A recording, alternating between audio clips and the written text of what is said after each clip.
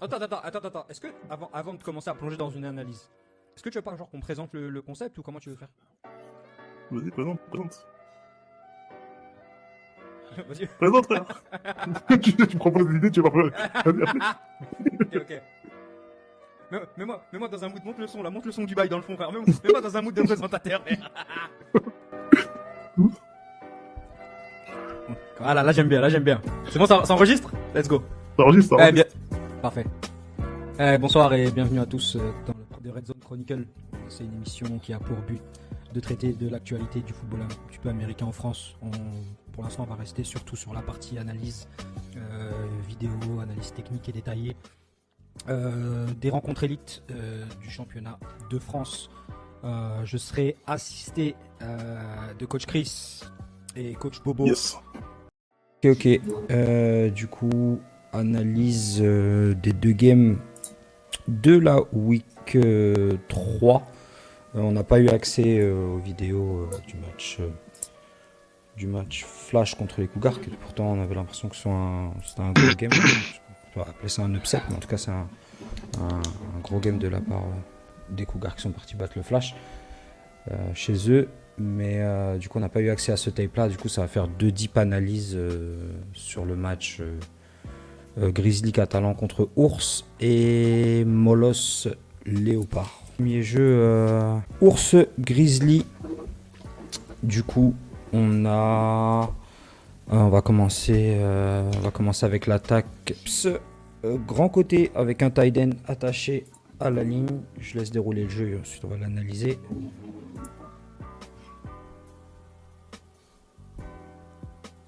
Ok, donc ce qu'on peut voir ici, d'accord, c'est qu'on a un tight end ici petit côté, un trips grand côté, donc trips 3 receveurs.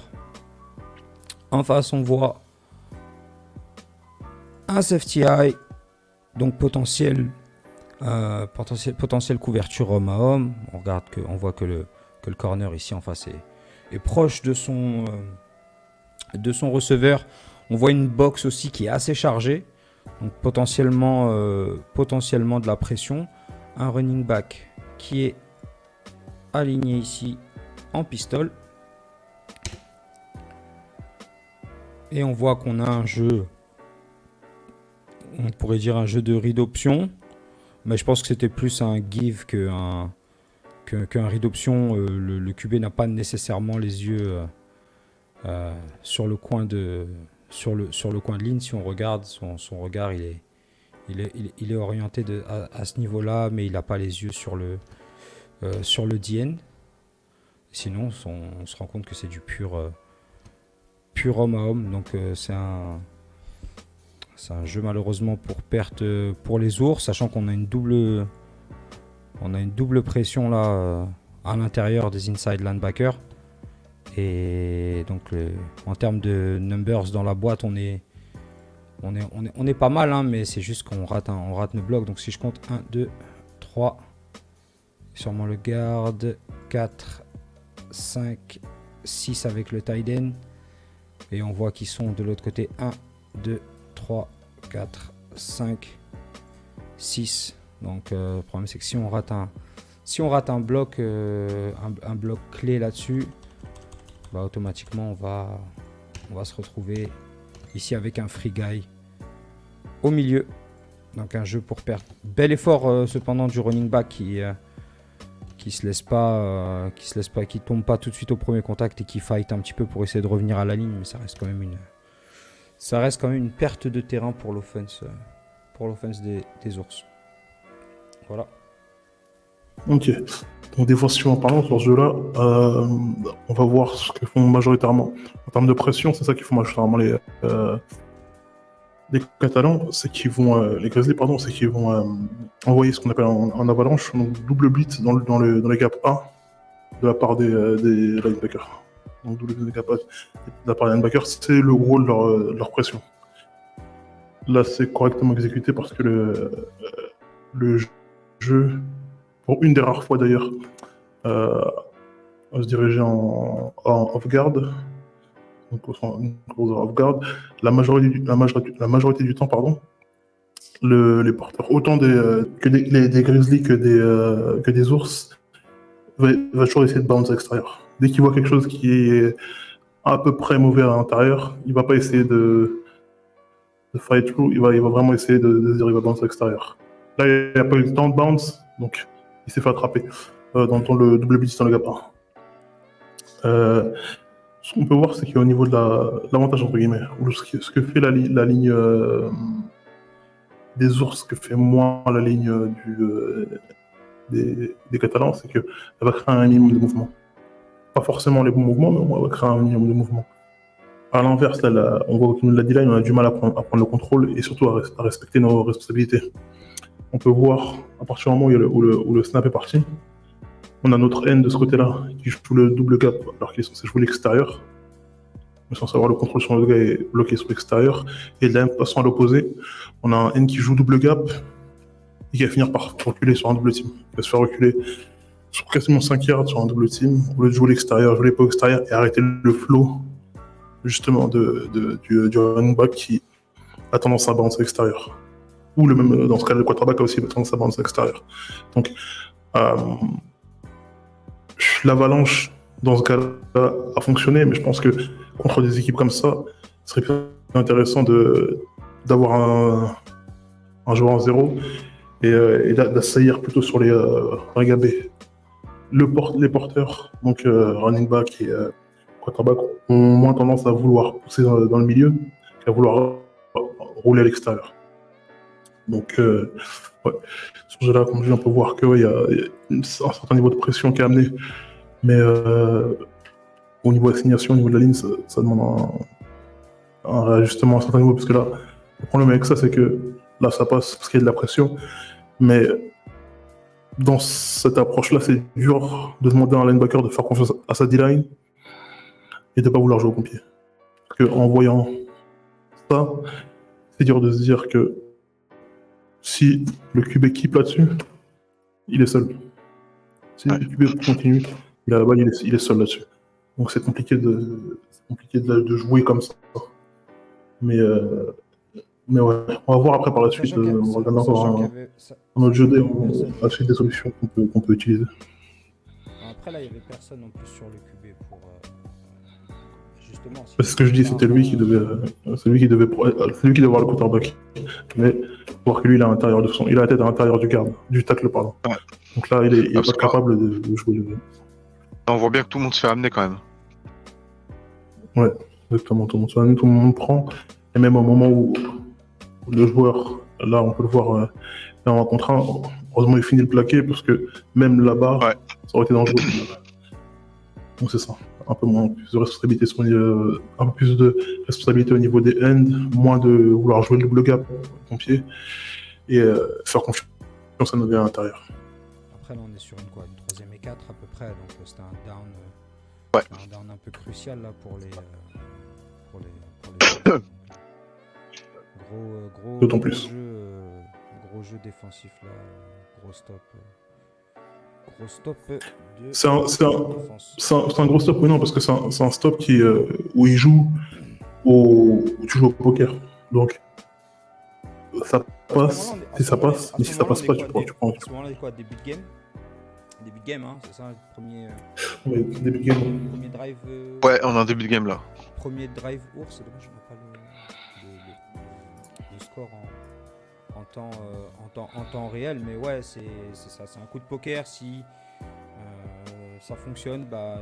Mais peu importe en soi, de toute façon. Peu importe le score de toute façon. Parce que de toute façon, même si le score est écrit exact, ce que je vais installer dans ma défense, et ce que je vais envoyer comme message à l'attaque adverse, c'est que même si tu essaies de te rajuster, tu verras qu'il n'y a pas d'ouverture. Je ne vais pas te donner l'impression que on aurait dû la jouer là-bas parce que l'autre est grand. Il faut que je sois capable de faire confiance assez à mes coéquipiers pour que moi je fasse mon travail et que je laisse les autres le faire leur et montrer à l'offense en face que ça va être juste une longue journée. C'est possible que de 3 jeux d'affilée, même je fasse 1, 2, 3 out en faisant pas mon rôle. Sauf que ce que je donne comme clé par la suite à l'attaque sur le long terme du match, c'est là où ça devient. Ça va revenir me mordre. Et si c'est pas ce match-là, c'est de comprendre que le tape auquel nous on a accès, les autres équipes ont accès. Donc si nous on est capable de voir que tu es gourmand là-dessus, on va te donner ce que tu veux. Sauf qu'en fait, ce sera que du leurre. On va t'optionner, entre guillemets, parce qu'on sait que tu as tendance à vouloir surjouer au lieu de respecter la destination. Justement. Donc, troisième et ce qu'on appelle deux poteaux. Donc, on est à peu près en troisième, mais 13, 14, ouais, troisième est hyper long. Hein, 15-16 là, troisième est longue, ouais. 15-16, quelque chose comme ça. Ce qu'on voit, c'est qu'on a deux receveurs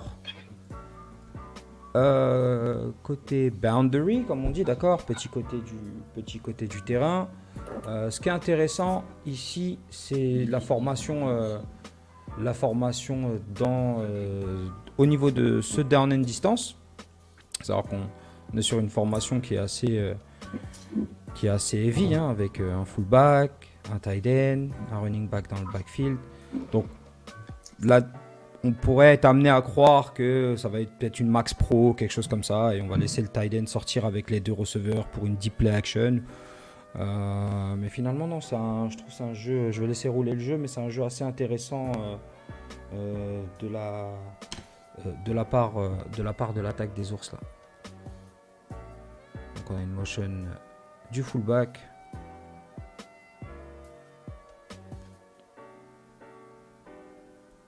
Avec un jeu vraiment intéressant. Ici, ce qu'on voit en premier lieu, c'est que cette motion, elle nous permet de faire légèrement reculer ce gars-là. On voit pas de changement de structure niveau défensif. On voit seulement un joueur ici qui recule. Donc rien de... Parce qu'il faut savoir que ce gars-là, bien évidemment, peut recevoir la balle en 4 passes, comme ce joueur-là. L'indication est qu'on est plus sur une couverture de zone, une couverture 2, une couverture 4. Donc à ce niveau-là, ce qu'on voit, c'est tout simplement... ça a l'air d'être un outside zone grand côté.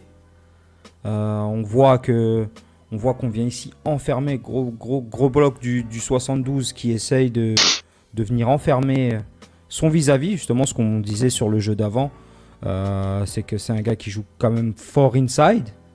Donc on voit un joueur ici, notamment le 42, qui lui rentre inside, mais on n'a personne ici pour matcher à l'extérieur, surtout qu'on a 2 extra bloqueurs. Il faut savoir que si on a 2 extra bloqueurs, on vient d'ajouter 2 gaps en plus. Donc potentiellement ce gap là que vous allez voir ici, d'accord, et ce gap là que vous allez avoir à l'extérieur. Donc on a potentiellement l'ajout de 2 gaps pour le jeu au sol. Ceci étant dit, on voit que on est plutôt pas mal en termes de... Je vais juste réduire le speed un petit peu. Hop. On a bien identifié. Too high. On est bon en termes de numbers. Et derrière, ça part. Juste, encore une fois, le point négatif, c'est que c'est ici, là. Ici, il faut aller bloquer. Tu vois, Il est pas face au jeu. Il n'est pas face au jeu. Donc, est-ce que c'était une play action? Est-ce que c'était un RPO et ce gars-là, le 80, c'est quoi, 90, 80, avait un flat? Ouais, c'est le 80. Est-ce qu'il avait un flat? L'attitude des 2 receveurs backside, elle me laisse penser que c'est un RPO parce que j'ai l'impression qu'il court de double slant on top là-haut. J'ai l'impression de, tu vois, on est sur des tracés slant, mais en même temps, leur attitude nous laisse pas vraiment.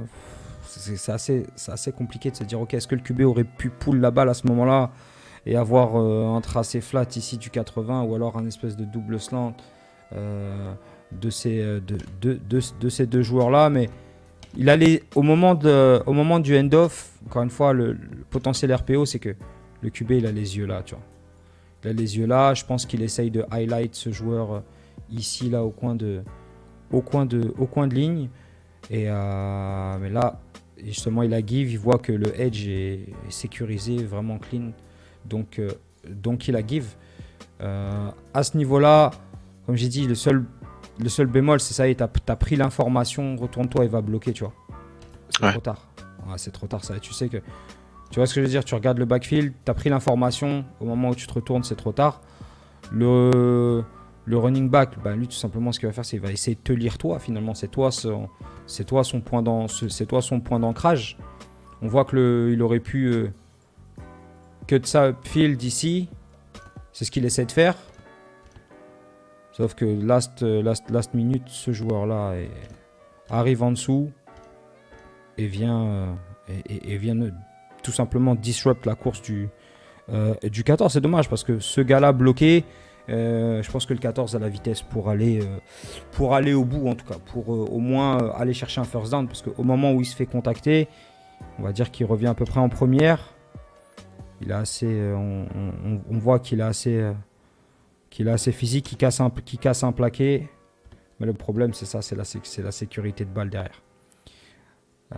J'ai eu le plaisir de coacher numéro 14 en cégep l'année du Bol d'Or, et je sais que c'est un très bon running back, et il doit s'en vouloir parce qu'il sait que la priorité c'est la balle et que c'est high and tight en tout temps, surtout après avoir cassé un plaqué. C'est là où quand tu fights pour eux, quand tu fights et que tu essaies de garder tes pieds en mouvement pour justement aller chercher ces extra yards, mais tu peux pas te permettre d'avoir la balle comme ça qui est décollée de ton body à ce point-là. Là, c'est impossible.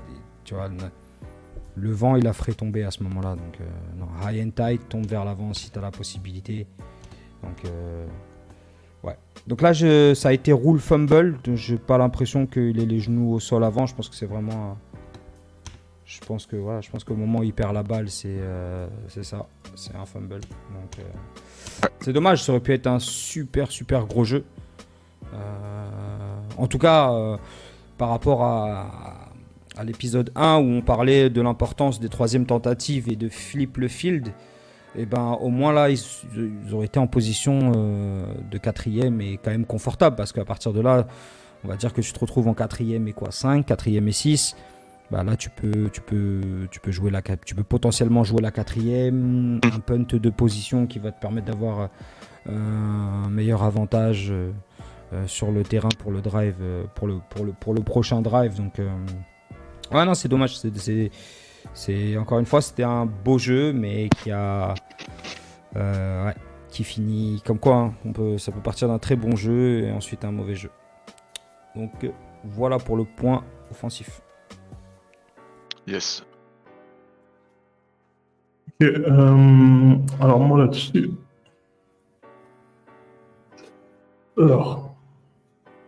Là-dessus, ouais, déjà dès le départ, avant qu'on commence le jeu, gros problème au niveau de l'alignement. Comme je disais, ces deux équipes, donc, elles ont tendance à vouloir bounce toujours à l'extérieur. Donc, je comprends. Après, bon, système c'est un système, mais je pense pas que ce soit le meilleur choix que de mettre quelqu'un, l'assigner à être extérieur du tacle, ou face au tacle, ou quoi que ce soit, ou quoi qu'est-ce. Je pense qu'il va y avoir quelqu'un qui ferme la ligne. Ça aura beaucoup plus d'importance pour ramener le jeu à l'intérieur et forcer justement ce porteur à aller chercher les jeux qui sont à l'intérieur. Et chercher les jeux par l'intérieur là où il est moins allé justement. Et donc déjà, dès le départ, là, on a un côté où ce joueur-là, il est job de base, il était mal aligné, d'autant plus quand il y a le motion qui arrive et que personne ne réagit dans la boîte. Ajusté. Donc là, on a lui qui est sur l'épaule intérieure du tacle du coup. Pour commencer, il commence à l'épaule intérieure du tacle. Et là, on a deux lead bloqueurs qui sont libres, puisque de la même façon, on a le backer qui vient step, s'enfermer dans la boîte, notre backer qui vient s'enfermer dans la boîte. On a personne ici. J'imagine qu'on espère que ce soit le corner qui est censé couvrir, qui en même temps fasse la force. C'est trop à demander à un joueur. Une solution qui pour moi serait entre guillemets simple face à des équipes simples, qui simplifierait ou éliminerait une bonne partie de ces jeux-là face à une équipe comme ça, ce serait de jouer en form mug. En form mug, ce serait donc deux techniques 5, donc technique 5 entre guillemets, donc des techniques qui seraient à l'extérieur absolument de tout ce qui se passe, deux techniques 3, qui elle sera à l'extérieur des gardes, et avoir un linebacker donc face au centre. Un linebacker assez lourd, un linebacker qui a tendance un peu à être un linebacker old school un peu, qui aurait tendance à justement, lui, faire office de, entre guillemets, de mannequin pour justement interdire ces jeux-là. Ce que ça permettrait de faire, ça permettrait de renvoyer justement les jeux vers l'intérieur, automatiquement quasiment, et forcer à cette attaque à travailler à travers cet intérieur-là. Et avec le type de linebacker qu'ils ont, eux, en place, et le côté agressif qu'ils ont, ça leur permettrait de justement travailler tacle à tacle. Et de moins devoir justement, comme là, devoir essayer de se fight pour essayer de bounce et chercher des jeux qui sont à l'extérieur, pour lesquels ils ont quasiment aucune chance d'aller faire le jeu.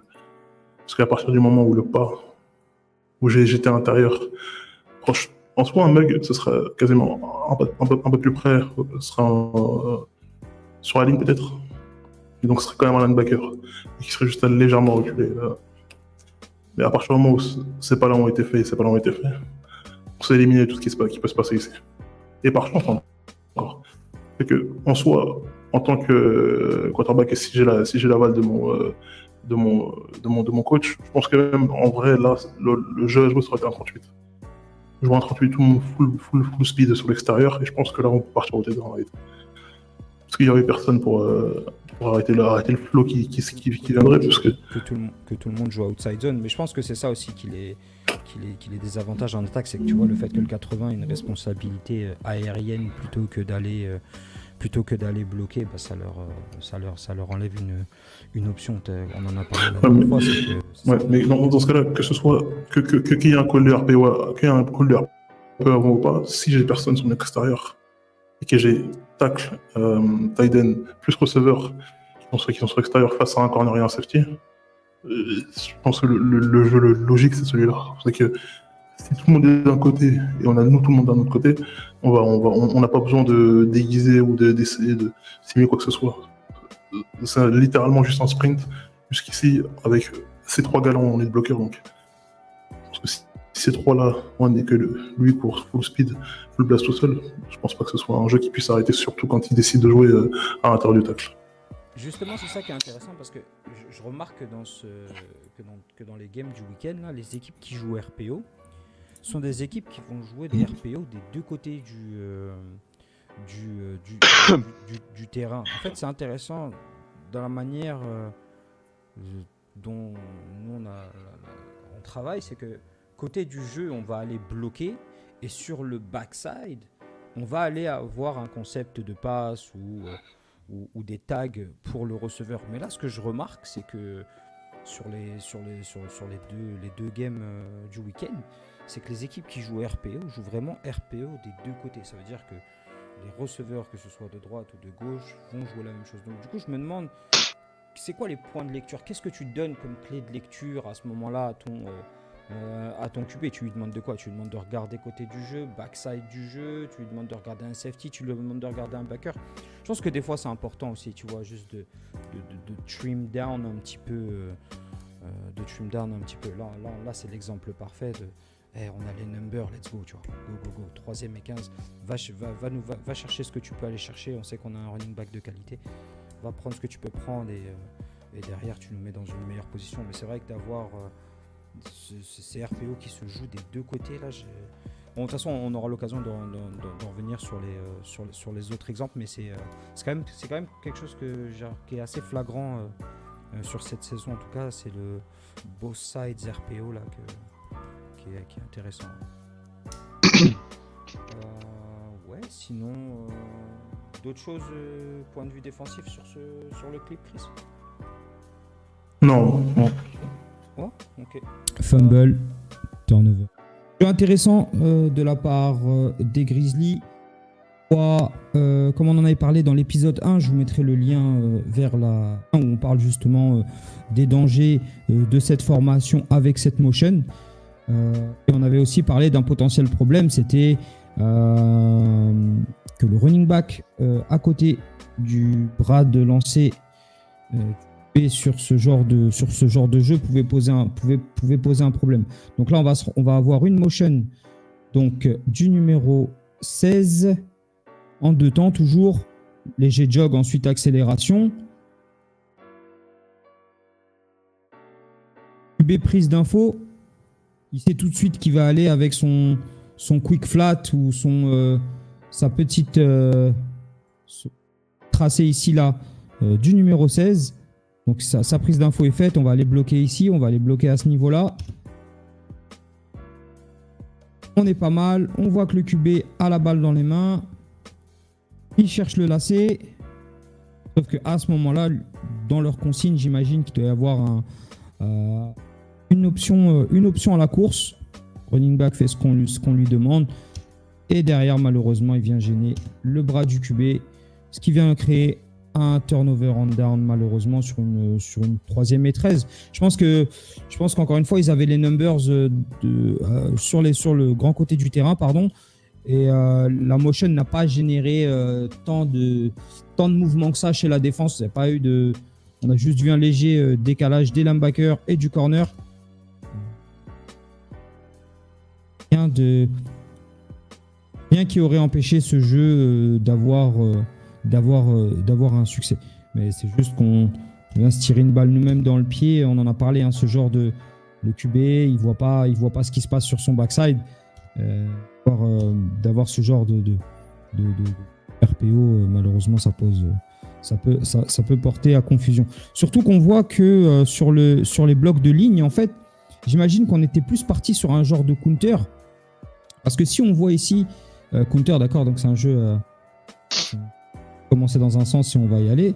Ce qui est intéressant ici, c'est ce double décrochement-là. On est clairement sur un RPO, mais avec un décrochement garde-garde. Donc en fait, ce qui devait arriver potentiellement, c'est ça, le jeu qui repart dans ce sens-là. Ou alors être un QB counter où le running back part dans ce sens-là et c'est le QB qui lui vient suivre derrière, qui vient keep derrière les O-line. L'image est plutôt bonne parce qu'on a réussi à seal le edge. On a un O-line qui est plutôt free downfield, un O-line et un deuxième O-line qui va être free downfield. Donc, je pense que dans les deux cas, tellement bon. C'est juste que moi, j'ai l'impression que ce qui gêne ici, c'est l'alignement. C'est plutôt comment est positionné le running back. Plutôt que de le mettre sur les talons du QB, peut-être lui mettre sur les orteils ou l'avancer un petit peu. Et la marge de manœuvre pour ce genre de jeu. Un clip sur un jeu, on va revenir sur ce qu'on avait vu tout à l'heure sur l'alignement des Grizzlies. Comment est-ce qu'ils jouent l'extérieur. Encore une fois, on peut voir que là, il n'y a personne en bout de ligne pour fermer la ligne. Et que là-dessus, encore une fois, il y a une ouverture claire sur le coin de la ligne. Malgré tout, le running back, il prend le bon trou. Mais ouais, encore une fois, on a ce côté où on va voir ici. Un outside backer qui va être à l'intérieur au lieu d'être ici pour justement enfermer le jeu, ou au moins face à la personne plus extérieure à la ligne pour empêcher le running back de pouvoir justement jouer ce cap-là. Et par conséquent, éliminer tous ces bâtonnats. On a tous ces personnes qui sont en poursuite vers l'extérieur, alors que si on avait eu justement ce jour-là placé à l'extérieur ici, on a pu renvoyer à l'intérieur vers toutes ces personnes-là qui sont en train de faire la poursuite. Les gars qui à l'intérieur ont réussi à battre leur gars, on m'a dit qu'ils auraient été capables de faire le jeu bien avant. Et à l'inverse, on va prendre un jeu de plus d'une vingtaine de yards. Donc je disais, ce qui change sur ce jeu-là comparé au jeu tout à l'heure, c'est juste l'alignement de ce receveur-là. Tout à l'heure, on se souvient, ils étaient deux au niveau du comment ça s'appelle, du boundary, donc du bord de touche, ils étaient deux, petit côté. Et là, ils ont joué littéralement le même jeu avec un receveur grand côté. La motion est la même. Cette fois-ci, on voit le bloc clé, si je peux dire, c'est le numéro, c'est ce joueur-là. C'est le joueur tout à l'heure qu'on avait envoyé en tracé. Là, on lui demande clairement d'aller bloquer un joueur. Encore une fois, on a le edge. Donc, quand je dis le edge, c'est les bords les bords de la défense. Ici, on est pas mal. On a le edge assez facilement, ce qui vient créer un beau jeu. C'est un stretch, ni plus ni moins. On va venir aller chercher l'extérieur. On a un bloc raté ici. Bloc ici, tacle. J'ai l'impression que c'est le tacle. Un bloc raté, ça reste. On a assez de speed au niveau du porteur.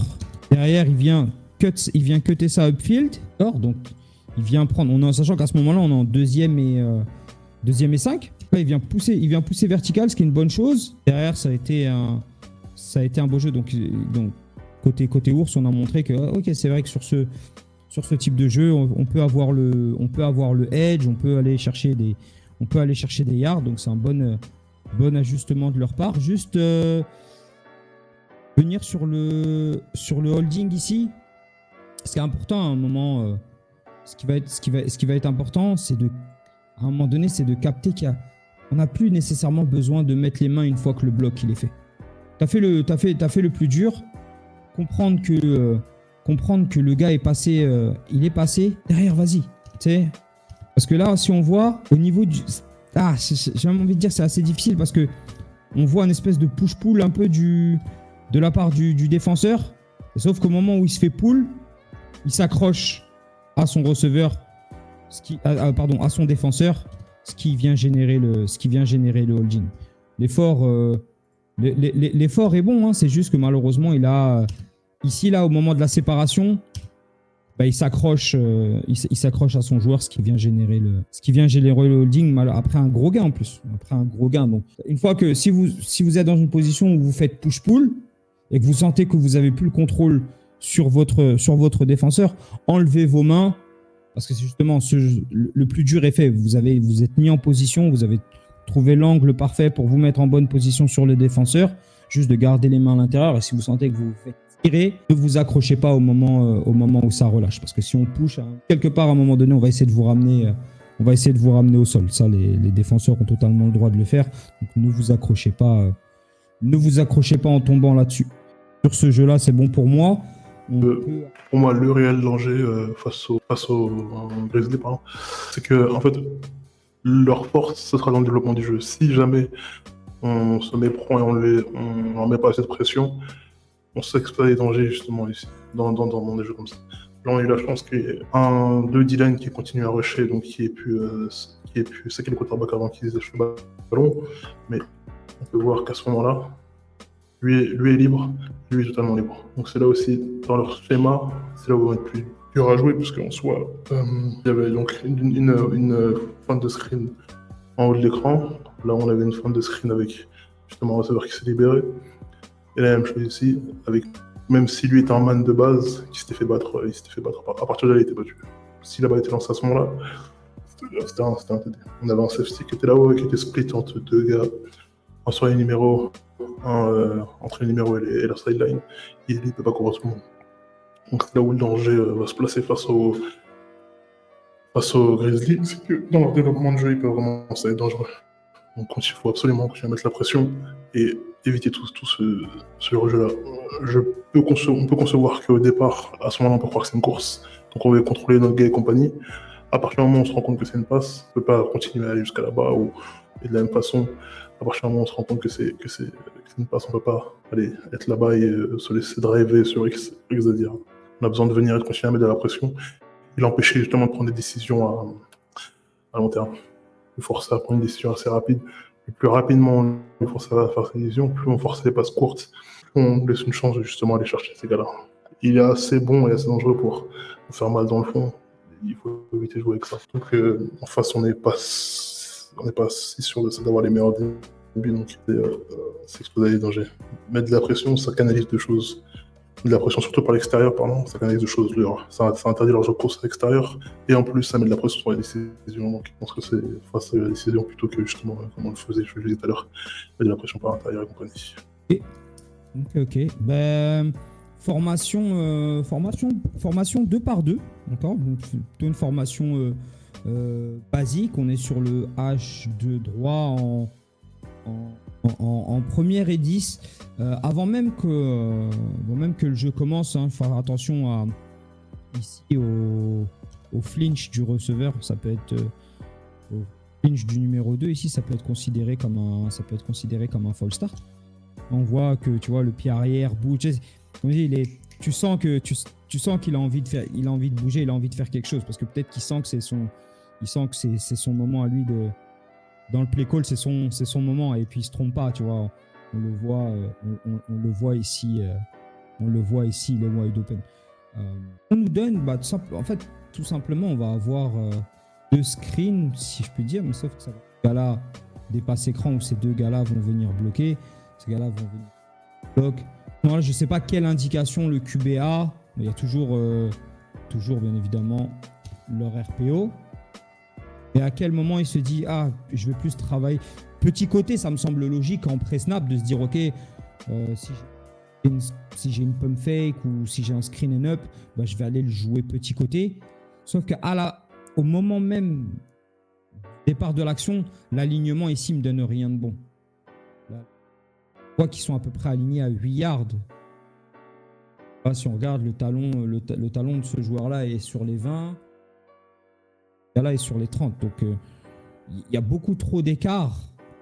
C'est-à-dire que, à moins que ce gars-là réattaque à la vitesse de l'éclair et qu'il soit capable de réattaquer le receveur, pour qu'une screen and up, pour qu'un pump fake marche, faut qu'on soit sur une défense plus agressive. Il faut qu'on soit sur un schéma où ces 2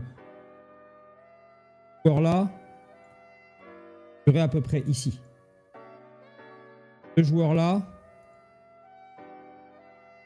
là, on a moyen de créer quelque chose, tu vois, où, ok, ils vont venir nous agresser, on va utiliser leur agression et on va aller les battre on top.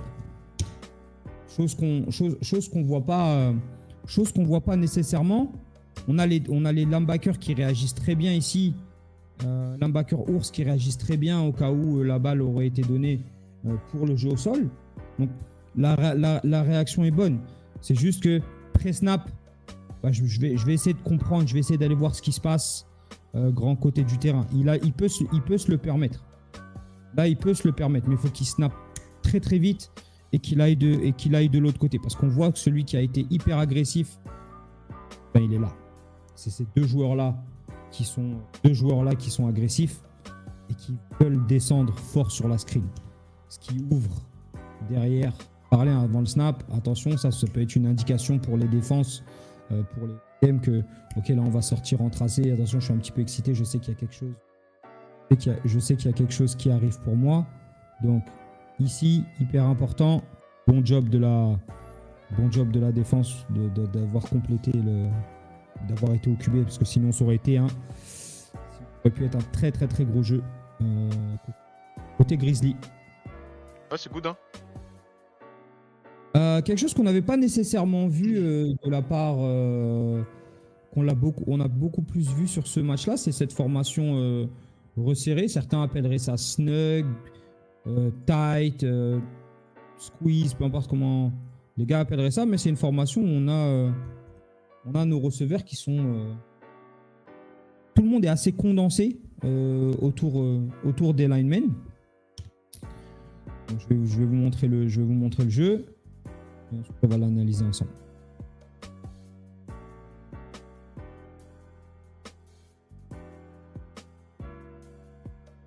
Ce qui est intéressant sur ce jeu-là, c'est 2e et 10. D'accord. On sent un peu je pense qu'on sait qu'il y a une pression qui va arriver. On voit comment les linebackers sont alignés. Mais ce qui est intéressant, c'est cette motion du running back sur l'extérieur. C'est une manière aussi de sortir du monde dans la boîte, mais aussi de se donner un mismatch intéressant. Si avant le jeu, on ne sait pas quel linebacker va être responsable du running back, ou alors si tout simplement on veut savoir si on va être sur une défense de zone ou d'homme à homme, ça c'est un très bon indicateur, parce qu'on voit que quand ce joueur-là bouge avec lui. Et ça, c'est important. C'est important. Donc là, le QB vient d'avoir son indication de man-to-man, potentiellement avec de la pression. On voit, la technique, elle n'est pas... je pense que la technique peut être améliorée ici de la part du numéro 16, mais le chip, ce qu'on appelle un chip block, là, c'est où on va venir, au moment de notre release, aider le bloc du tackle en venant légèrement mettre un coup au D-end. Ici, on voit le numéro 58. On va venir essayer de l'empêcher de travailler de manière agressive sur notre tacle. Ça va laisser un petit peu de temps au tacle de reset ses pieds, etc. Et ensuite, nous, on peut sortir en tracé. Ce qu'on appelle un chip block. So, on voit qu'ici, il est très léger et au final, il n'aide pas nécessairement le tacle avant le release. C'est intéressant, et on l'a pas vu tout de suite, c'est ça. C'est ce joueur-là. D'accord ? On sait qu'on est sur une indication d'homme à homme. Je pense que le numéro 1, c'est le meilleur receveur en plus Grizzly en termes de stats l'année dernière, hein, si je ne dis pas de bêtises. Je pense que c'est lui qui avait rack up le plus de stats. Donc, c'est le receveur primaire au Grizzly. Le design fait que, justement, ce joueur-là va être dans l'open. Pourquoi ? Parce que on se retrouve à avoir ce joueur-là qui couvre ce joueur-là pour celui-là, celui-là pour celui-là, celui-là pour celui-là. Sauf qu'on ne le voit pas ici, mais il y a un safety. Hein, on a un joueur ici. Pour un QB là, ça c'est une fenêtre qui est parfaite.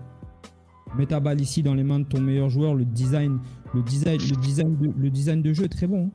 Le design de jeu est très bon à ce moment-là. Et tu viens justement de mettre dans l'open ton meilleur attaquant. Let's go. Lâche la balle. Step up dans la pocket. Et c'est pour ça que le chip, il était important. C'est parce que quand on voit à quel point le 58 arrive à casser justement là, ici, on voit dans la difficulté dans laquelle il met le tacle et il force le QB à climb, à revenir dans sa passe pro. Ce qui lui fait perdre le sens du concept parce que maintenant il doit nécessairement essayer de se sauver, de créer quelque chose de positif. Et il le trouve plus tard pour quand même un gain conséquent. Donc c'est comment un jeu aurait pu être quasiment exécuté à la perfection si tout simplement dès le début du jeu le chip aurait été de meilleure qualité. On sait que le numéro 16 à ce moment-là, c'est pas lui le receveur principal. Là, prends un petit peu plus de temps, peut-être une demi-seconde de plus ou une seconde de plus pour donner à ton tacle la chance de clear le 58. Et puis là, on aurait vu que justement le numéro 1 aurait été beaucoup plus easy. Il y a eu une passe pro beaucoup plus clean. Comme je dis, on vient d'ouvrir ici un super espace pour le numéro 1. C'est une super fenêtre ici là pour ce joueur-là. Et il est dans la vision du QB. Donc attends, c'est des concepts que je pense qu'ils vont être pas mal à partir de cette formation snug par deux très resserrés sur la ligne. Vous voulez ajouter un truc défensivement, Chris? Ouais. Non, non, rien du tout. Ok, ça marche. Passe au match des Molosses. Ouais, c'est ça.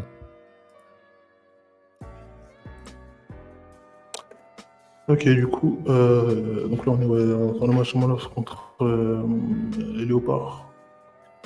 Alors, on va partir sur 22, ouais, donc on a une course. Alors, déjà pour commencer, on va en reparler encore une fois, c'est la réaction du end sur ce jeu-là. Il faut absolument arrêter de gagner de la profondeur.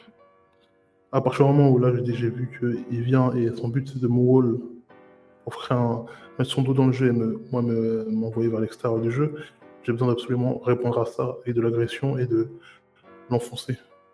Donc là absolument. Ok. Même si oui, en soi, je me suis arrêté relativement tôt pour arrêter le mouvement et donc ne pas me faire wash et pas voir le grab trop grand. Mais le but suivant serait justement de là revenir et resserrer le jeu à l'intérieur, parce que là où il y a un travail aussi à faire, c'est au niveau du linebacker. Le début, la réaction est bonne au départ, jusqu'à là. Le problème, c'est qu'ensuite, ici, vous allez chercher, vous allez pas éviter, on va chercher le line. Et c'est là qu'a la différence du jeu, en fait. Parce qu'en soi, le gap était il n'était pas si large que ça. Pas serré non plus, mais il était pas si large que ça. Et on aurait largement pu en contre-un faire le jeu dans ce gap-là.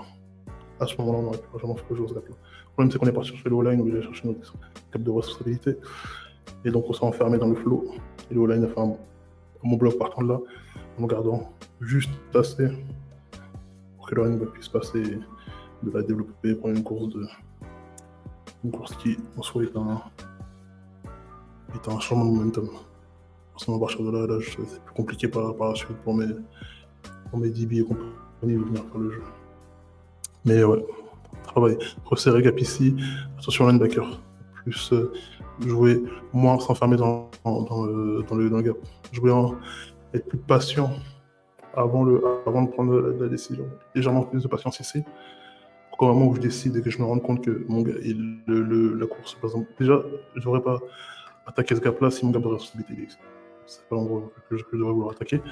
Après, bon. Et en plus, je devrais toujours donner raison, même si il advienne que peut-être le D-line devait être là. Je suis là pour donner raison à mon lineman. Donc, je devrais être plus patient. Slow until I know. Je crois que je serai plus patient ici.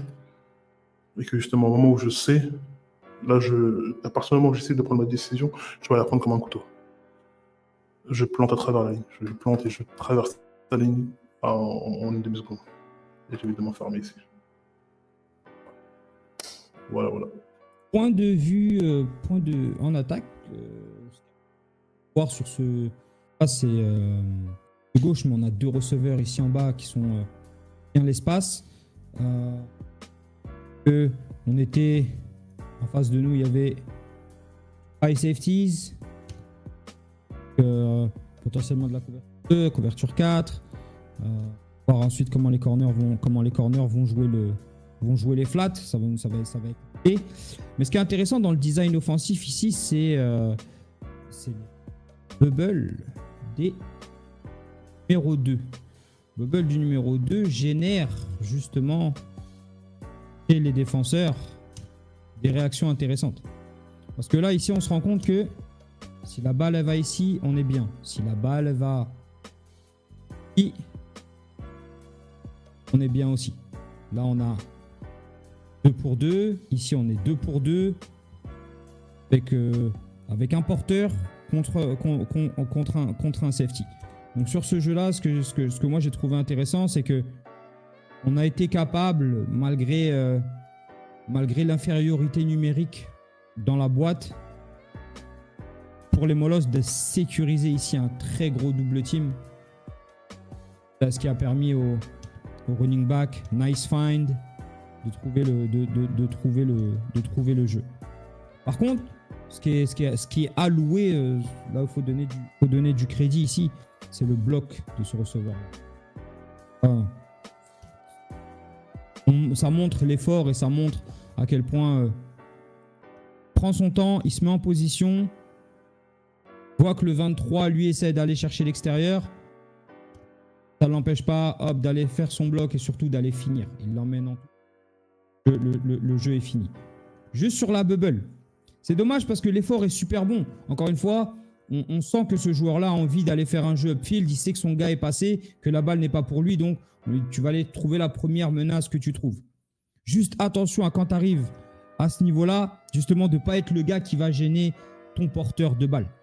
D'accord ? Si tu sens que c'est difficile, reste en bas et laisse ton joueur aller jouer son 1 contre 1.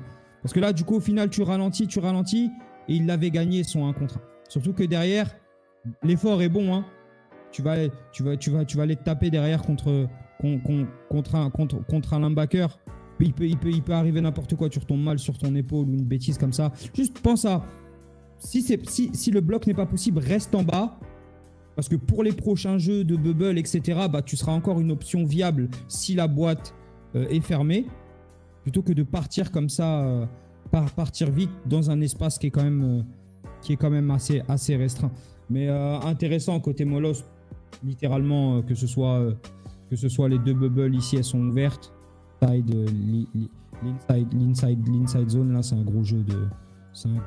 Même le tacle, hein, bien évidemment, mais d'avoir été capable de spot ce joueur-là et justement d'ouvrir ce big gap là. Très. Premier jeu du match. Molos, formation empty. On avait pas. Formation empty ici. Donc on a empty qui veut dire vide. Enfin, 1, 3, 4, 5 receveurs. Ce joueur-là, ici, étant potentiellement le running back. D'accord. Donc on voit qu'en termes de défense, ben, on a toujours deux safety on top. Une boîte avec les deux linebackers. Et là-bas, on est deux défenseurs ici pour couvrir nos 3 gars plus l'aide du safety. Et ici, pareil, on a 2 gars pour couvrir 2 gars. On va voir où sont on va voir où sont les mismatchs et les match-ups. Premier jeu du match.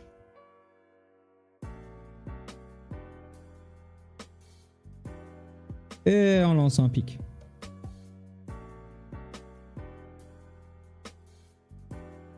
C'est un jeu intéressant parce que ici, quand on regarde, c'est au niveau du tracé du receveur. Je saurais pas dire si c'est un post, je saurais pas dire si c'est un slant. Au vu du footwork, j'aurais eu tendance à dire que c'est un post. Mais de se faire réorienter comme ça, gros jeu très gros jeu du numéro 47 de repasser en dessous. Là où la structure entre guillemets de cette défense, la faiblesse, ben on va se rendre compte qu'elle est sur le numéro 2 ici. Là, ça nous force justement si le 47. Alors mettre si le 47 ici follow-up, ce joueur-là derrière devient. Donc notre lecture devrait être sur la réaction du 47. Ici, on voit que finalement, après le jeu, en post-snap, on est 1. Ici, on est 3 pour 2. Donc, c'est pas ce côté-là qu'il faut travailler. Le côté où le QB regarde est très, et c'est la bonne. Il a ses yeux au bon endroit. C'est juste que dans la décision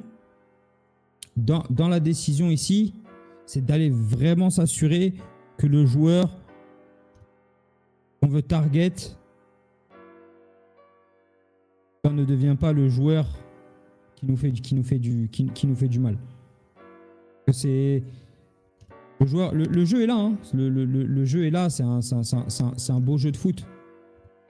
Juste sur cette réaction là, d'y aller un peu plus vite. Maintenant, là où on n'a pas été, là où ça n'a pas été le top, c'est au niveau du edge, sur la ligne. On voit que notre tackle en fait s'est fait, a pris un mouvement tout simplement. Hein. On voit qu'il s'est fait hand swipe. À ce niveau-là, voilà, sur le edge. D'accord ? Plus patient sur le pass set, surtout en empty. Là, on voit que les mains du O-line, elles sont au niveau il essaie de puncher justement. Le D-end n'est pas encore à distance et on voit qu'il essaie de extend et de puncher. Première chose, tu donnes ta main au D-end, il va la casser, il va passer en dessous. Et c'est ce qui vient, je pense, forcer aussi le QB tout de suite. Cette décision-là et pas pouvoir justement step up. Parce que sinon, la pocket, elle est quand même assez clean. Hein. On voit que de là, là, on est sur une pocket qui est assez clean. C'est juste sur notre passette, être un petit peu plus patient et ne pas donner ses mains trop tôt. Garder ses mains quand on kick and slide. Et puis surtout savoir que si on est en empty, il n'y aura aucune aide du running back. D'accord, donc bien s'assurer de la aide sur la passe pro. Donc ouais, premier jeu du match, interception. Ça plante. Sachant que je crois que c'était un match assez pluvieux, un peu relou.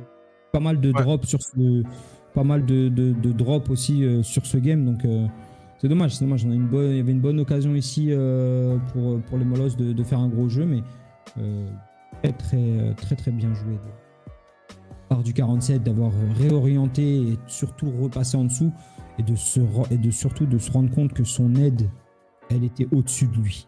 Ça, c'était important. Offensivement, peut-être, à moins que tu voulais ajouter un truc, Chris, là, par rapport au jeu du 47 ou le DN. Non. C'était bon. Par contre, je viens de passer au clic suivant. Tac. Du coup. Hop. Ok. Donc là-dessus.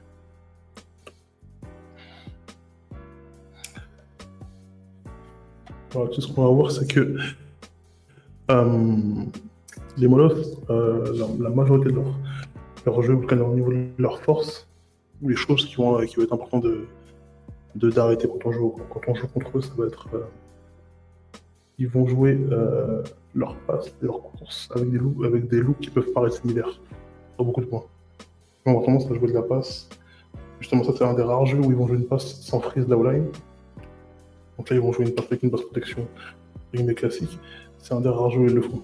Plus le match avance, plus ils se rendent compte que ils vont pouvoir freezer la défense en demandant à leur line de jouer, de prendre un pas en avant, donc un seul pas en avant sur leur jeu de passe, en plus de faire une play action. Ce qui veut dire que la majorité de leur jeu sera freeze de la O-line plus l'action, et dans ce cas-là, ce sera que des short passes. Le problème avec ça, ce que n'a pas fait le Léopard pour s'adapter, c'est qu'ils ont continué à jouer avec les mêmes fronts et avec les mêmes et à proposer les mêmes choses en face. Ce que je pense qui aurait été une chose importante pour eux. Ce qu'on voit dans ce jeu-là, dès que les passes courtes sont fermées, vite, ça devient un mandat au quarterback de faire un jeu un peu exceptionnel. Ce qu'on accepte en défense.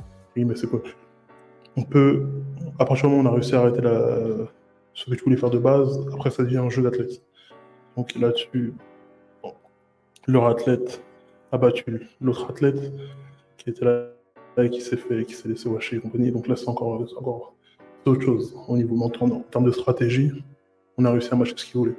Ce que je pense qu'il pourrait être intéressant pour les semaines à venir face à ce genre d'attaque, ce serait jouer une 34, donc un front 3 où on aurait 3 joueurs, un joueur en nose, face au centre, 2 joueurs en tech 3 sur les épaules extérieures des gardes et 2 linebackers, donc linebacker en linebacker D-end sur les extérieurs. Ce que ça permettrait de faire, c'est que ça permettrait de justement avoir une menace de la pression, donc menace de la pression et de gérer les courses, parce que aussi, ajouté à ça, il faut ajouter que la majorité des courses des Molosses se font off-guard, donc entre le garde et le tackle, comme on l'a vu sur le jeu précédent.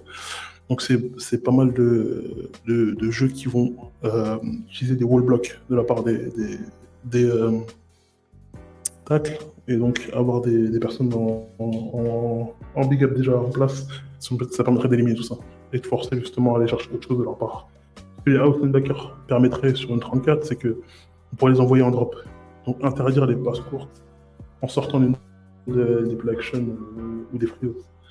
Donc avoir quelqu'un qui resterait justement dans cette zone, donc dans cette zone-là, et ça permettrait par la suite, au moment où on aurait pas ce linebacker-là, ça permettrait par la suite, au moment où le snap est lancé, de venir justement avoir quelqu'un qui serait justifié.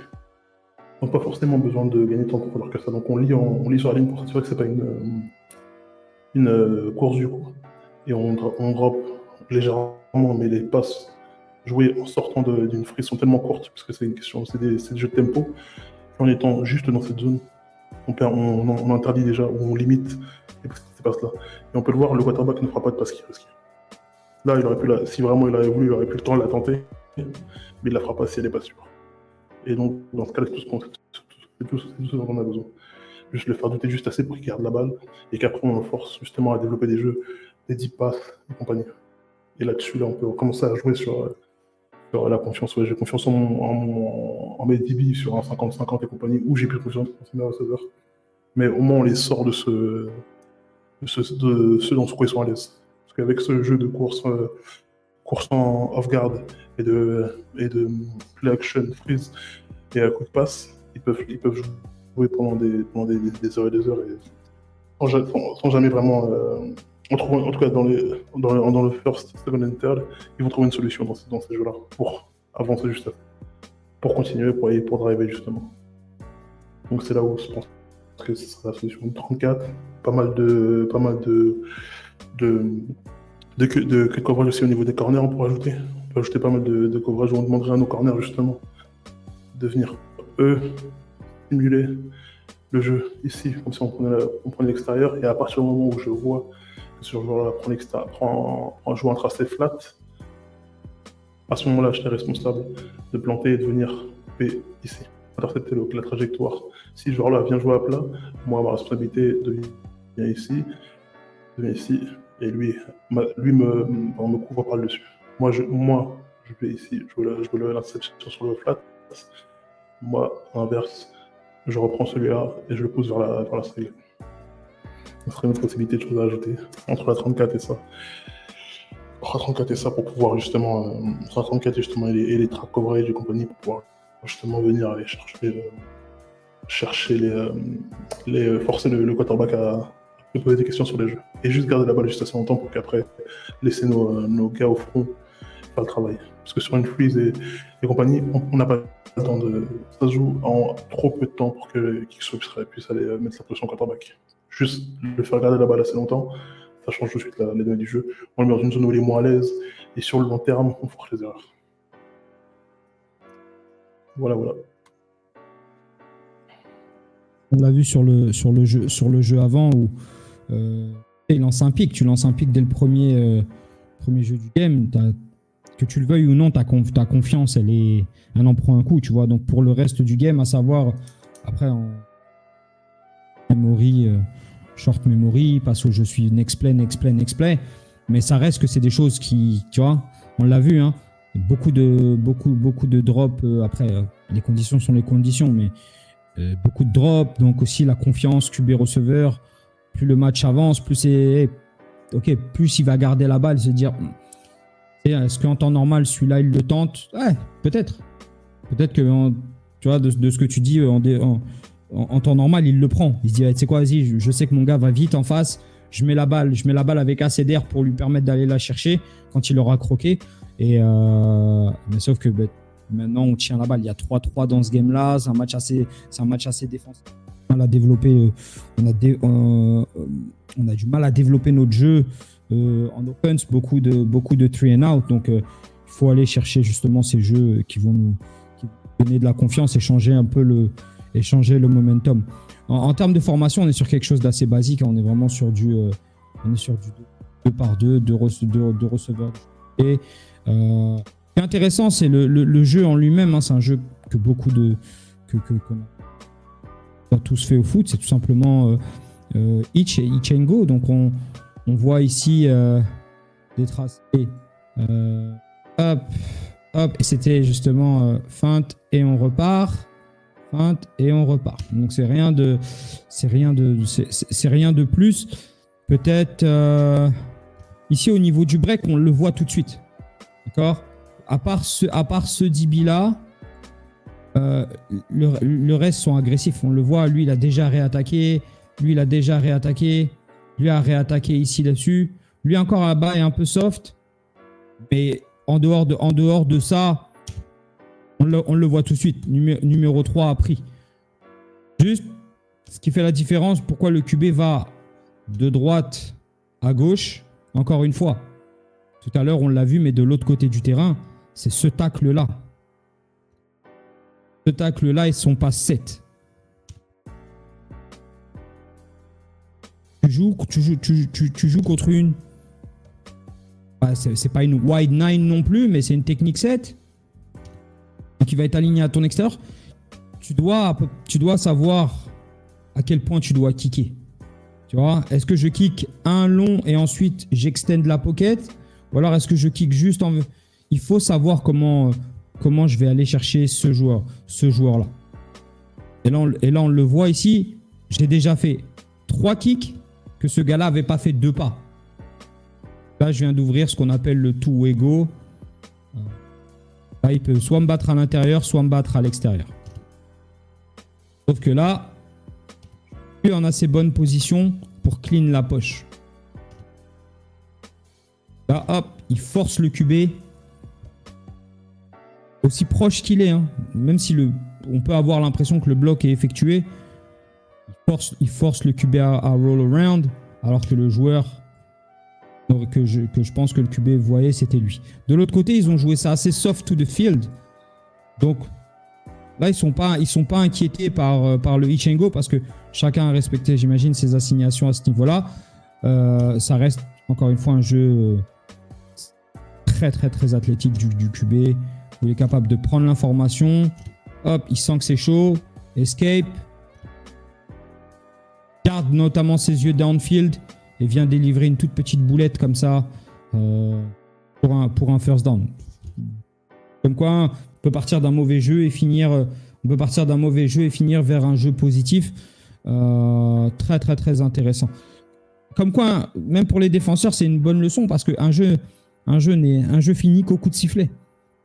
Gardez vos responsabilités, c'est pas justement, surtout avec un QB athlétique comme ça, qui l'a montré sur le game d'avant, qui était capable de générer énormément de choses avec ses jambes.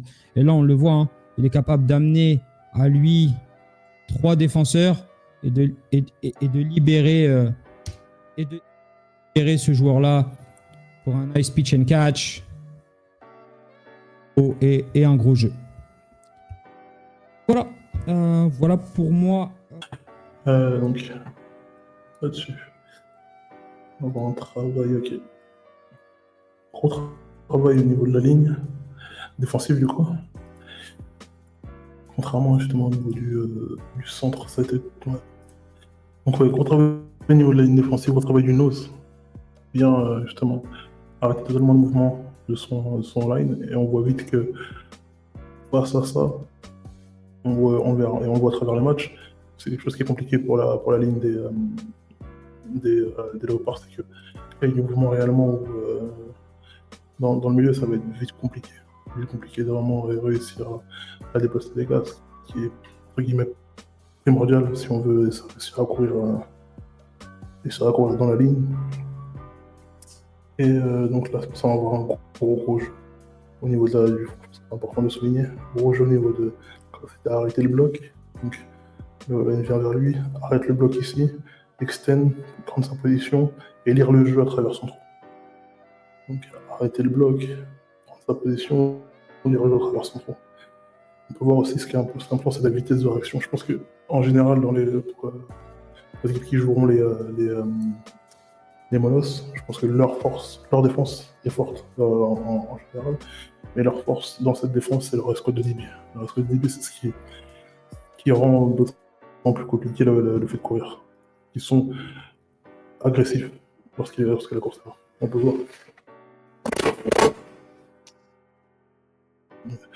On peut voir qu'ils réagissent vite.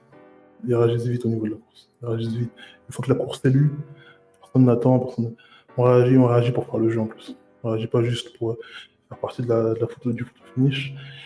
Donc on voit vite au niveau du safety qu'on resserre vite le jeu, on est là, on est tous prêts à vraiment rattaquer et à venir s'ajouter justement à la pile. Donc gros jeu au niveau du front, grosse confiance au niveau des DB pour venir prendre la responsabilité et continuer les jeux sur ce jeu-là. Et ouais, c'est ça, gros jeu défensif. Je pense à une bonne image de ce que en général propose les Monos. Des DB qui sont physiques et qui dont on verra plus tard qui vont être plus physiques, qui vont aller sur le sport, qui en plus aura le côté où être agressif au niveau des ballons. Donc c'est quelque chose qui demande à s'adapter à ça. C'est pas, c'est pas super facile à jouer. On peut rester sur son écran. Comme tout, on peut utiliser l'agressivité contre une personne, mais ce qui est dangereux aussi, c'est que si la balle traîne et qu'il y a un 50-50, leur agressivité est aussi apparente sur les jeux de passe. Donc pour aller chercher les ballons et compagnie. Je pense que c'est ouais, c'est ça. Derrière les Molosses, on voit que les Léopards ils sont sur une formation avec double tight end. Double tight end, et ils ont quand même été capables, malgré une couverture soft en termes de profondeur et tout, de match les numbers, dans la boîte, justement par leur front et par leur agressivité. Et surtout que je pense qu'avant le game que le QB Léopard est un QB qui beaucoup ses jambes, et ou quoi, ça va juste un espèce d'un QB là en première et 10, et ben en tout cas ils ont été non, pas grand chose à ajouter offensivement, hein, gros plutôt. Et bah, en tout cas, je vais reprendre sur un jeu défensif qui complémente celui-là.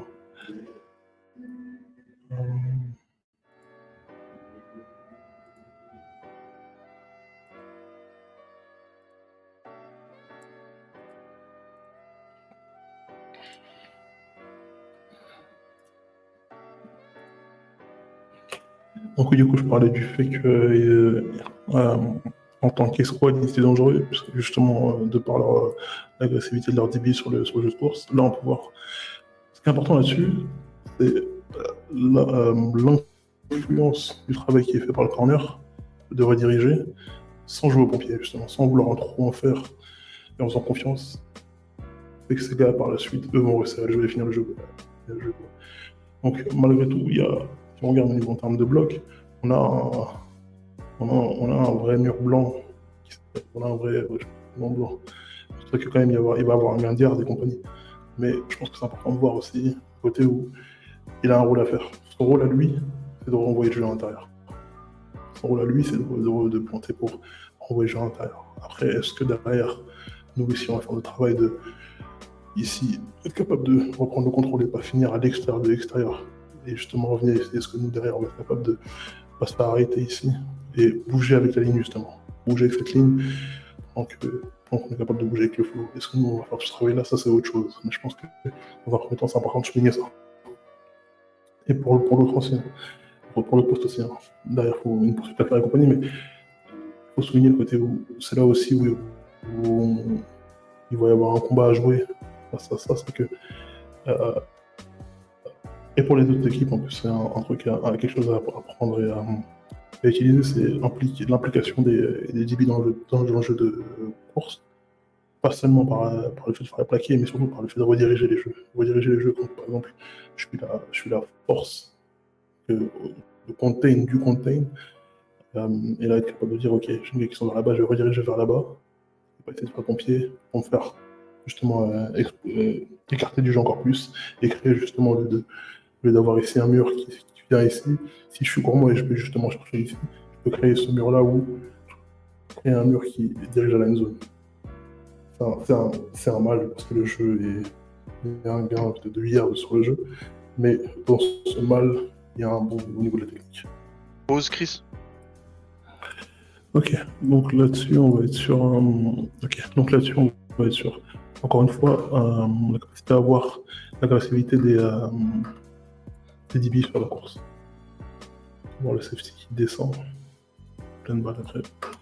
C'est pas le jeu, mais il redirige le jeu vers sa force dans le milieu, et c'est dangereux en termes de compte pour l'attaque, parce que là, il faut compter attention en plus à ces joueurs-là qui peut descendre de l'eau et remonter justement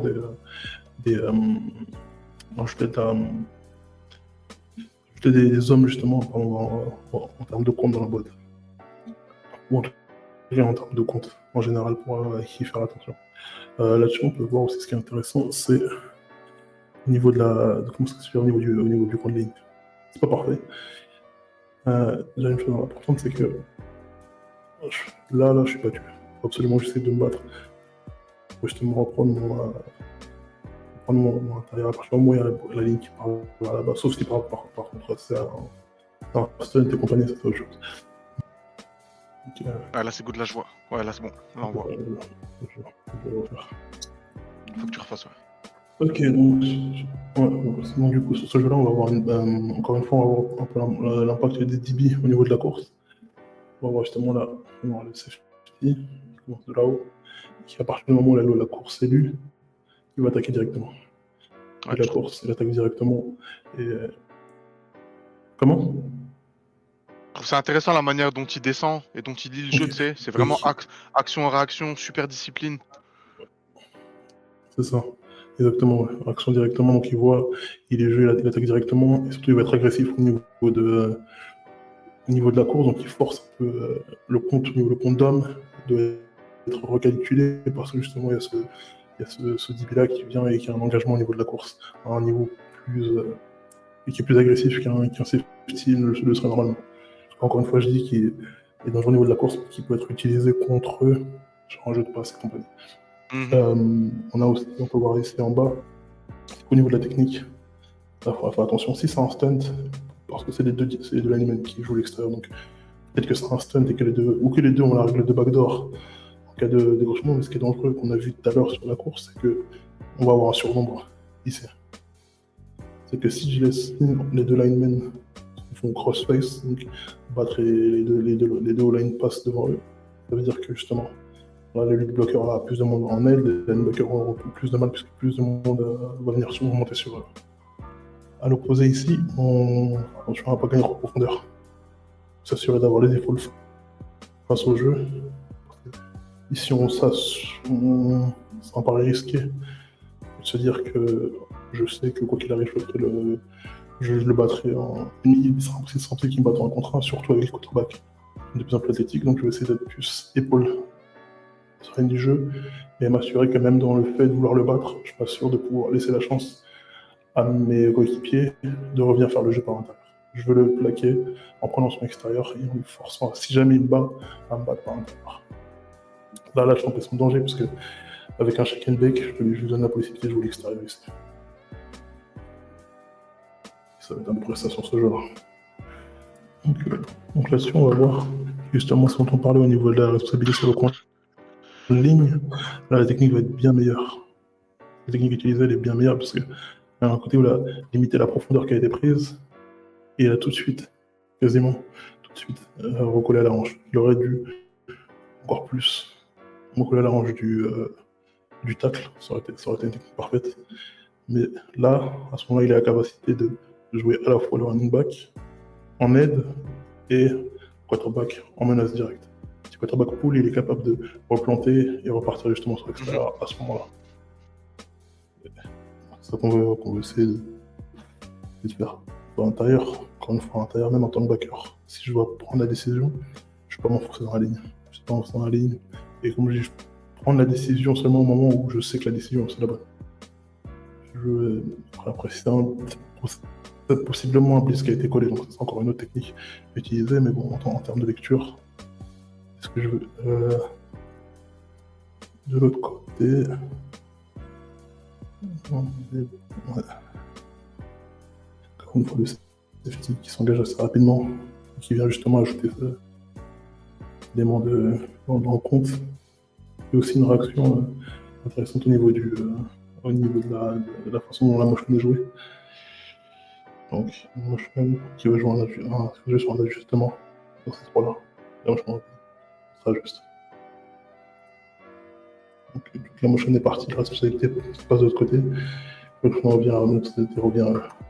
Parce que là, on passe d'une ouverture de man de ce côté, on est sur une man de ce côté-là. Motion, on passe sur une zone ici et une man là-bas. Et là, on revient tout de suite sur une man de ce côté-là. Donc, là-dessus, il offrirait le safety un peu plus libre, un peu plus agressif sur le jeu. Et voilà tout.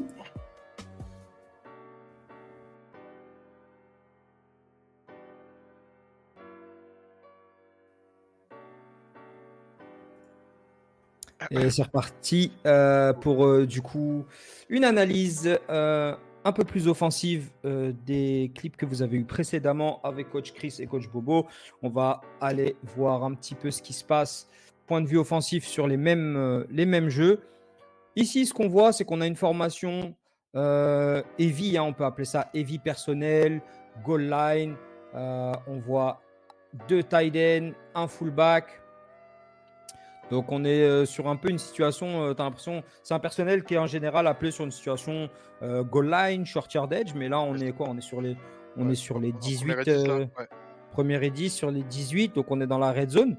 On voit tout de suite que la défense Molos répond au nombre par le nombre dans la boîte. Ce qui est intéressant, c'est ce joueur-là ici en motion. D'accord? Et comment à ce moment-là de l'action, on a le edge. Donc on pourrait penser que on va avoir une course en débordement ici sur l'extérieur, mais avec juste une motion qui va qui va peut-être nous permettre de faire sortir un défenseur sortir un du gars, jeu. ouais. C'est ça. Mais non, pour le coup, on utilise la motion. On utilise la motion toujours. Une rocket motion pour un rocket toss. Donc une orbit motion pour ce qu'on appelle un rocket toss. Donc hop, pitch du QB sur le gars en motion. Et puis on essaie de créer un surnombre à l'opposé de la force de la formation. Donc si on regarde ici à ce moment-là, en termes de numbers, on est pas mal. On voit un gros travail ici du numéro 5 qui reste smart sur le edge parce qu'il sait très bien que c'est un QB qui est capable de garder la balle avec lui, tu sais, de faire la fin de toss et ensuite de repartir tout seul. Mais c'est ça, on voit qu'à ce moment-là, il y a un beau travail là de la O-line qui est fait. On a un beau wall ici qui est en train de se faire, mais on voit encore une fois un beau travail ici là du corner qui vient vite essayer de fermer ça et de ramener le jeu à l'intérieur. Donc ça reste un nice find, hein, ça reste nice find. Il a trouvé son gap et il a été chercher les yards. Donc si je regarde le point au niveau de l'arbitre, on doit être sur on a été quoi chercher 6-7 yards peut-être potentiellement. Ouais, je pense. 6-7 yards, ce qui est assez intéressant pour un jeu comme ça. Donc ça nous place en quoi? Deuxième et 3, deuxième et 4 en red zone. Donc c'est pas mal du tout, c'est pas mal exécuté. Encore une fois, gros travail de la défense Molos. Ici, on est sur une formation un petit peu différente, un jeu qu'on voit quand même assez souvent les week-ends. D'accord, on voit on voit le trips, on voit un trips grand côté. D'accord, on voit que derrière défensivement on est toujours voilà, 3 on top. Sur le backside, on a toujours de l'aide aussi. Et que là, ce qui est menaçant, c'est dans la boîte ici. Là. Dans la boîte ici, potentiellement, on a un gars qui peut s'ajouter au run support. On regarde, on voit que les DB ne sont pas nécessairement profonds dans le backfield. On voit des backers qui sont assez proches. Il y a une légère indication, attention, il y a potentiellement une pression qui va arriver, un blitz ou quelque chose. Puis tu vois, ça ne va pas manquer. On voit l'inside linebacker qui blitz. Et on voit la O-line qui essaie, on voit tout de suite le tackle gauche qui veut aller reach the end. Ouais. Et on voit le zone read, hein, parce que c'est pas juste un zone, on voit que c'est un zone read où le QB a les yeux sur ce joueur-là parce qu'il sait que à tout moment il nous l'a montré, je crois, sur le premier match où il est capable de courir avec la balle. Et là, on le voit, hein, les receveurs, ils n'ont aucun tracé de passe qui leur est assigné. Là. On voit que ce qu'ils ont l'intention de faire, c'est d'aller bloquer. Donc, non, il a vu que très bonne technique du 55 sur le edge. Donc, on donne l'outside zone petit côté. Pour l'instant, on est bon. Un chapeau sur un chapeau. Chacun bloque, mais il y a un super jeu du safety ici. Défensivement, encore une fois, on voit qu'on match très bien. Et là, le safety fait un super jeu. Juste, il descend vite, il réagit bien. C'est ça, il descend vite, il réagit bien. Il concrétise pas. C'est ça. Le bémol, c'est le bémol par rapport à ce safety-là. On ne voit pas son numéro. Breakdown, quand tu arrives au plaqué, je te garantis que tu vas faire un jeu pour perte. Ça va être un jeu que tu pourras mettre dans ton highlight d'ici la fin de saison parce que sa réaction, elle est quasi parfaite. Tu vois, il n'a pas cherché à comprendre, il est parti. Il a vu que ça s'est ouvert, il est parti file le gap, mais derrière breakdown et vient finir le jeu. Tu auras un bet de jeu à ajouter. C'est dommage, hein, mais en tout cas, très bonne réaction de la défense encore une fois côté Molos et puis ce côté agressif. Vous en avez parlé tout à l'heure. ce côté agressif sur le run support aussi, il est vachement intéressant. Donc attention à la suite de ne pas être trop agressif pour ne pas manger sur des play action ou des choses comme ça. Mais en tout cas, face au jeu au sol, la défense Molos a fait un très gros travail. Est-ce que tu voulais ajouter des choses sur ce clip, Coach Bo? Non, ça va. On est bon là. On est bon? Excellent. Yes. Excellent. Next play. On a un peu le même délire, d'accord? Un peu le même type de jeu. Donc on est sur un trips grand côté. Ouais, on a la même formation du coup là. Même formation, c'est ça. Ouais. Même formation. On doit être en première et 10 aussi, je pense. Première et 10 sur les 29, si je dis pas de bêtises. Ouais. Yes. Ouais, sur les 29, c'est Sur ça. 29. Ce qui est intéressant ici, c'est la motion du 10. Pourquoi on voulait highlight ce jeu? C'est sur la motion en fait. La motion qui part un peu vers l'avant, donc qui pourrait être considérée comme une motion illégale. Attention à l'alignement des épaules au moment où on va aller franchir la ligne de scrimmage. Mais ici, on voit que il n'y a pas de jus dans cette motion. Je ne sais pas si tu vois ce que je veux dire. Ah, Tu sens qu'il y a. C'est ça, c'est tu sais pas s'il va y avoir quelque chose derrière, un peu de nonchalance. Tu cours une motion, tu sais pas si ce gars-là, littéralement, il va courir inside zone et toi derrière, tu vas peut-être repartir dans le flat et on va avoir cette espèce de double slant ici, ou alors tout simplement de quick flat screen où lui va venir bloquer lui va venir bloquer lui, et quick action, tu vois, dans le flat. Donc quand vous courez ce genre de motion là, tu vas tout le temps être tout le temps courir les traces à fond. Encore une fois, bonne réaction de la défense, léger ajustement, on décale, on voit que ça revient, on communique. Et puis derrière, ça reste un inside zone plutôt classique. Hein. Running back aligné à droite, pardon. Du QB qui va courir son inside zone à gauche. Je ne sais pas si c'est un duo ou inside zone. Il faudrait vraiment regarder comment. On n'a pas de vue tight malheureusement pour voir, mais ça reste voilà, un inside run play. Encore une fois, bonne discipline de la défense. Ouais. Molos, hop, parce qu'on sait, on sait que c'est un QB qui est capable de pull à tout moment et d'envoyer pour un big play. Donc non. Après attention, hein, c'est pas les match-ups sont différents. Là, c'est pas le 55 ici. C'est plus le 55 là? Non, pas à ce moment-là. Le 55, on le reconnaît avec son, tu vois, soit son lycra rouge ou tu vois. Mais là, c'est pas à ce moment-là du jeu, c'est pas le 55. Tu vois, c'est pas le numéro 55. Et la manière dont il squeeze le 55, elle est plus tu vois, elle est plus large. Là, je pense que, tu vois, si le numéro 1 pull, enfin, pas le numéro 1, pardon, mais le QB numéro 9, là, il pull la balle. Ouais. Je pense qu'il y a une chance de gros jeu sur l'extérieur parce que, comme j'ai dit, on est 3. On est littéralement 3 pour 3 à chaque fois, tu vois. Ouais. Moi, je suis là. Moi, je peux aller bloquer lui. Moi, je peux aller bloquer lui. Il faut juste outrun. Et là, c'est prendre un pari sur ses jambes. Hein. Mais Yes. Est-ce que moi, je vais plus vite que le gars qui est en coin de ligne? Sur le 55, ça va être compliqué. Mais après, je ne sais pas quel match-up et quelle analyse ils ont fait du backup du 55 sur ce jeu-là. Mais ouais, ça aurait été ça reste quand même une belle course, hein, 5 yards. C'est ça. 5 yards à peu près. Ouais, c'est ça. Ça reste quelque chose d'intéressant pour un jeu en force, ce genre de jeu là où tu viens fixer la défense, qui te fatigue, etc. Ça reste, surtout dans un match serré, hein, tu as besoin d'avoir un contrôle de la balle. C'est important d'être capable de courir quand tu veux courir et où tu veux courir. Mais non. Comme quoi, un jeu peut en cacher un autre et surtout de nous donner des options différentes. Tu voyais autre chose Est-ce que tu voyais autre chose sur ce genre de jeu? Non, excellent. Ben écoute, on va pouvoir continuer sur notre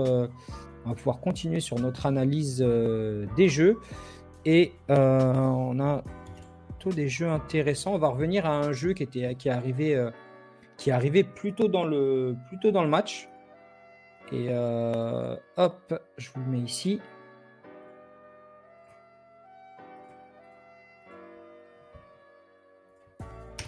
Donc on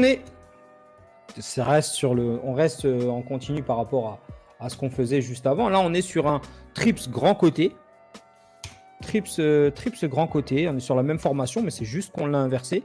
Running back à l'opposé du trips. Et là, ce qu'on voit ici, c'est que c'est un jeu intéressant pour deux choses. Là, je ne sais pas si on s'en rend compte, mais je crois qu'à ce moment-là, on est en 3e et 10.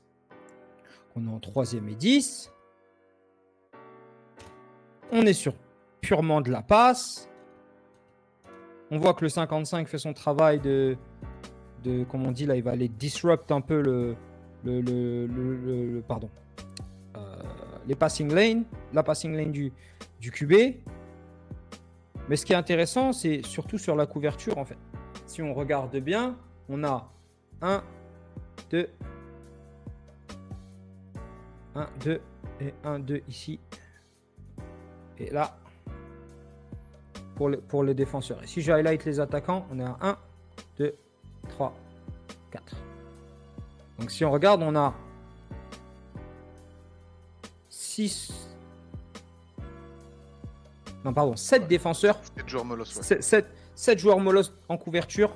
Donc on va aller rusher à 4.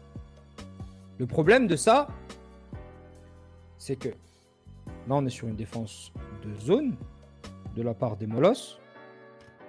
Ou alors de la couverture de man. Potentiellement. Pourquoi? Parce que quand on voit ici ce joueur-là, comment il chase le joueur, il tourne les yeux au jeu. Il tourne son dos au jeu. On voit, même chose. Ce joueur là-bas tourne le dos au jeu. Ce joueur ici tourne les deux au jeu. Donc est-ce que c'était un game plan d'aller doubler le numéro 3, d'aller doubler ce joueur-là ici, doubler le numéro 8? On ne peut pas vraiment savoir. Mais, parce qu'encore une fois, ça dépend des calls. Mais quand on rush à 4, attention sur les twists et les games, c'est de ne pas se retrouver à 2 au même endroit. Parce que là, ces deux joueurs-là ici créent tout simplement une comment dire, une escape lane. Ouais, ils ont libéré l'espace. Ouais. Tu libères l'espace ici pour le QB et tu libères un espace ici aussi pour le QB, tu vois. Donc là, il n'y a personne qui vient entre guillemets combler cet espace-là. Ouais. Mm-hmm. Donc tout simplement, regarde la taille de l'escape lane ici, là. Elle est quand même assez incroyable. Et puis on en a 2 en fait. Donc on a deux escape lanes. Très bonne réaction du QB ici d'avoir de se dire ok, ils sont 7 contre 4. Est-ce que moi je peux aller faire quelque chose avec mes jambes? J'ai commencé à courir, personne n'a encore réagi. Ok, j'y vais. Et derrière, je prends mes responsabilités. Et puis on le savait, ce QB-là était dangereux avec ses jambes. J'ai bien aimé la réaction aussi du receveur ici en top. C'est de tout de suite, le QB il est en train de partir et il se transforme, il se met en position. Quand je dis il se transforme, il passe d'un receveur potentiel à un bloqueur. Un bloqueur, ouais. Et là, il fait l'effort justement d'aller mettre son corps en face de celui du DB. Donc first down, ce qui nous amène en red zone. Donc un jeu intéressant là-dessus. Rush 4, drop 7. Faire attention, surtout quand on a un QB qui court, de pas lui tourner le dos, parce que c'est ce qui peut causer ce genre de momentum play.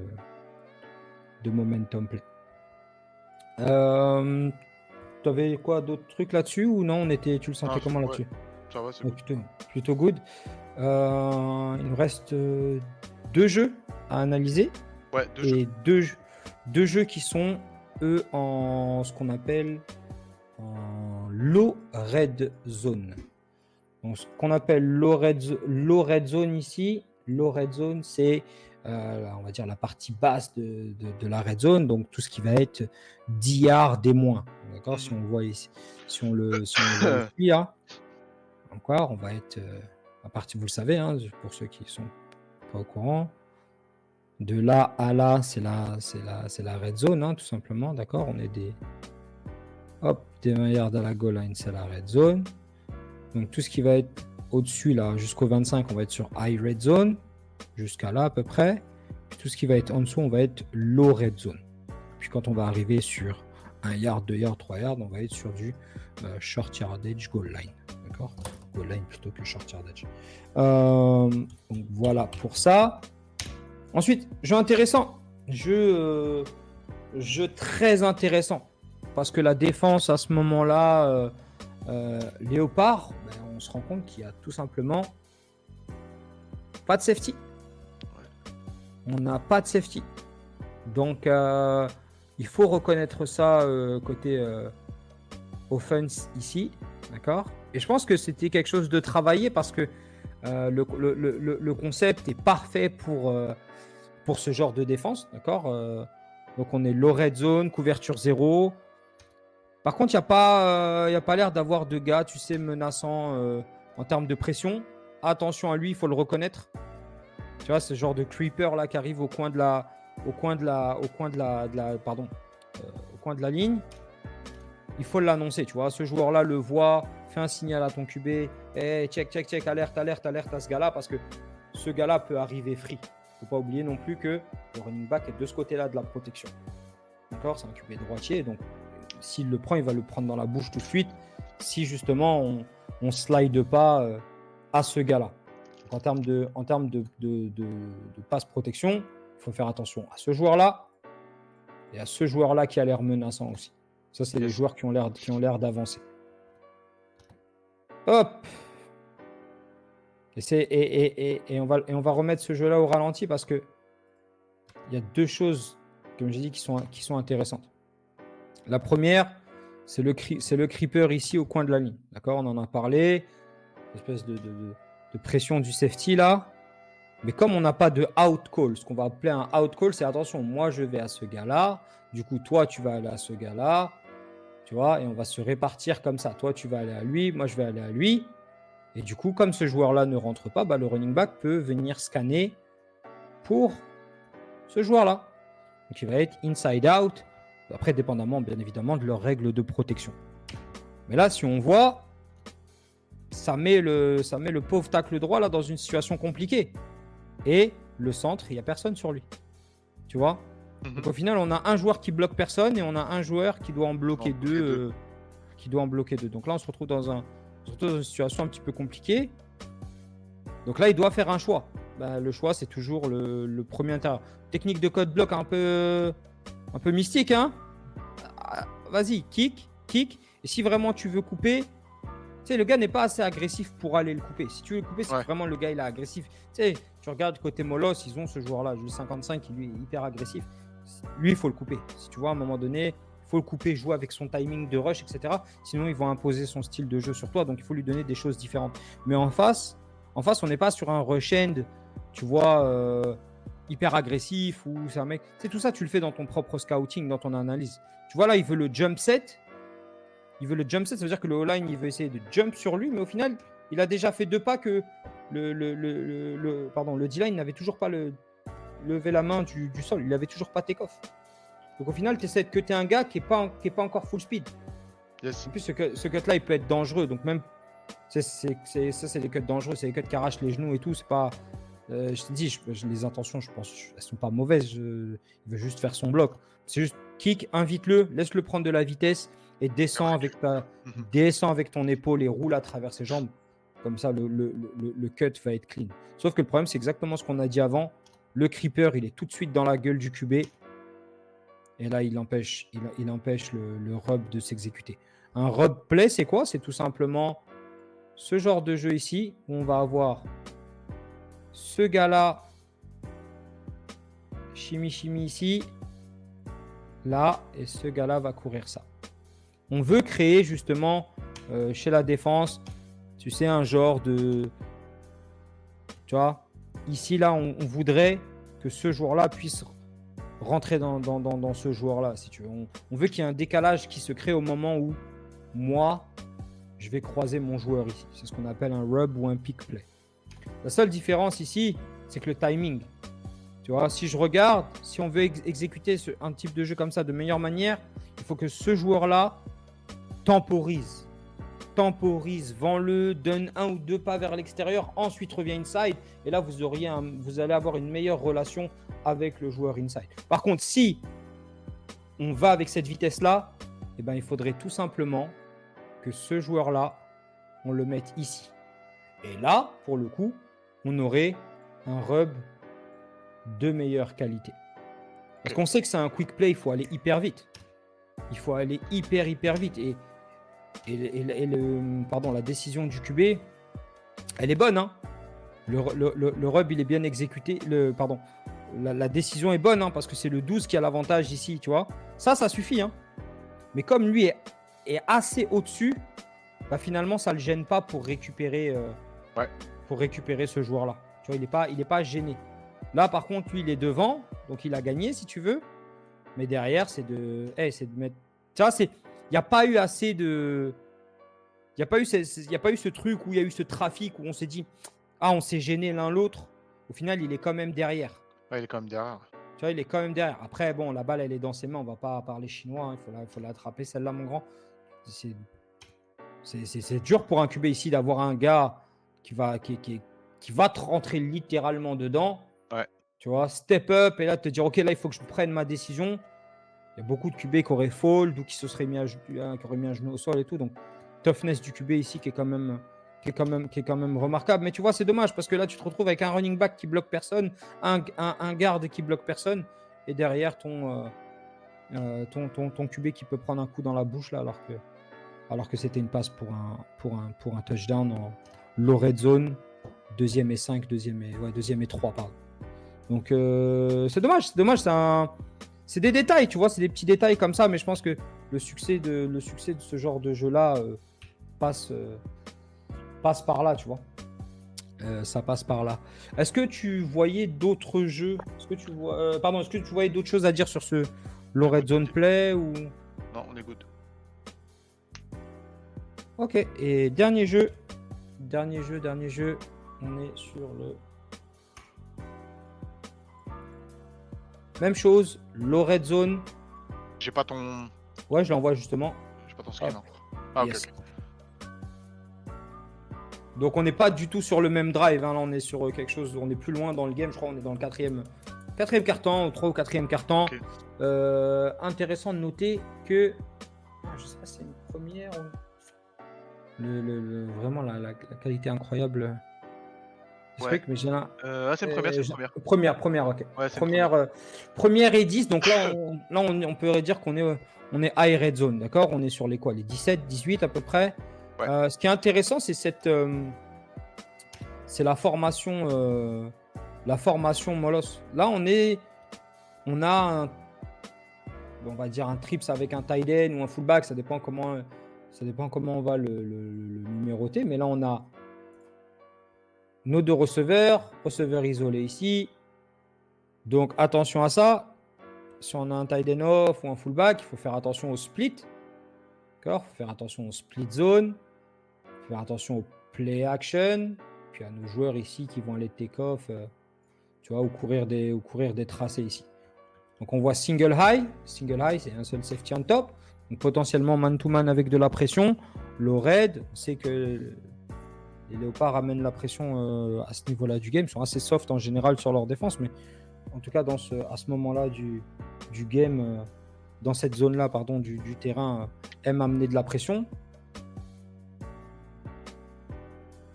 Et hop, et qu'est-ce qu'on voit? La même chose. On voit exactement la même chose. Je sais pas, on voit exactement la même chose, sauf que à l'inverse, ils l'ont pas joué en couverture 0. C'est la différence. Pourquoi ils l'ont pas joué en couverture 0? C'est parce que ce gars-là, il est là. Donc, il garde un gars dans la boîte. Ouais, si ce gars-là avait été receveur là-bas, il y aurait un gars qui aurait extend et on serait passé, je pense, en couverture 0. Là, on voit quoi? On voit encore une fois le creeper. D'accord? Ce que j'appelle moi le creeper ici. Hop. Lui, on sait qu'il va venir. Receveur, attention, out call, tu le vois. Tes yeux, ils sont sur ce gars-là. Annonce-le. Ok, d'accord? Que ce soit un jeu au sol ou un jeu de passe, annonce-le. Préviens ton QB. Quoi. La seule différence, c'est que là, on voit que il n'y a pas de pression de ce gars-là. Le seul qui rentre en pression, c'est lui. Sinon, derrière, ils sont juste en homme à homme. Donc, on est bien sur un inside zone split, un split zone. Donc, on va aller bloquer inside de ce côté-là. On va aller bloquer. On va avoir notre joueur ici qui va revenir en back. Et là, on va demander tranquillement patience au running back. Find le gap. Et go. Tu vois? Très bonne patience. Ce one step cut, il est magnifique. Là. Fait, ouais, c'est clair. Le one step cut ici, là. Et gros jeu derrière pour aller scorer. Et je crois que c'est le jeu qui scille le match. C'est en fin de game, ça, je crois. Fin de game, ouais, ça vient littéralement dead Ça vient littéralement dead. Tu vois, c'est même pas. Le bloc est même pas compliqué. Tu vois, le tackle fait un beau travail ici de juste se mettre en position. Hop, je laisse le end pour mon split back. Je monte au next level. Attention ici les receveurs. Tu vois, le receveur ici font un beau travail si tu veux. Tu vois, là il court.